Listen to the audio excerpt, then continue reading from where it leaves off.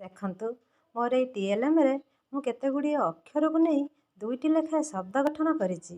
ଏଇ ଶବ୍ଦ ପିଲାମାନଙ୍କର ଖୁବ୍ ଜଣାଶୁଣା ଶବ୍ଦ, ଯାହା ସେମାନେ ସହଜରେ ଶିଖିପାରିବେ। କମ୍ ସମୟ ମଧ୍ୟ ନେବେ ଶିଖିବା ପାଇଁ। ଦେଖନ୍ତୁ ପ୍ରଥମେ କ। କରେ ମୁଁ ଶବ୍ଦ ଗଠନ କରିଛି କଳ। ତାପରେ ଦେଖନ୍ତୁ ସେକେଣ୍ଡ ପେଜରେ କ'ଣ ଅଛି? କଇଥ।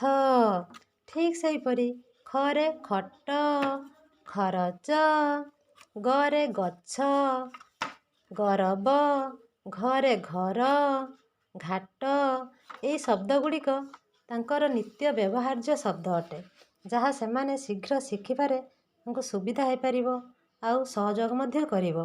ପିଲାମାନେ ଆପଣମାନେ ଜାଣିଥିବେ, ପିଲାମାନେ ସର୍ବପ୍ରଥମେ ଚିତ୍ରକୁ ଆଉ ଚିତ୍ର ବିଚିତ୍ର ବହି ପଢ଼ିଲେ ବା ଚିତ୍ରକୁ ଦେଖି ସେମାନେ ଖୁବ୍ ଶୀଘ୍ର ଜ୍ଞାନ ଆହରଣ କରିଥାନ୍ତି।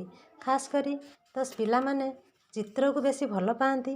ସେଥିପାଇଁ ମୁଁ ସେମାନଙ୍କ ପାଇଁ ଏଇ TLMଟି ବ୍ୟବହାର କରିଛି, ଯେଉଁଥିରେ ସେମାନେ ଖୁବ୍ ସହଜରେ ଆଉ ସୁବିଧାରେ ଶବ୍ଦଗୁଡ଼ିକୁ ଶିଖିପାରିବେ। ଏଇ TLMଟି କେମିତି ହେଇଛି ମୋତେ କମେଣ୍ଟ ମାଧ୍ୟମରେ ଜଣାଇବେ। ରହୁଛି, ନମସ୍କାର।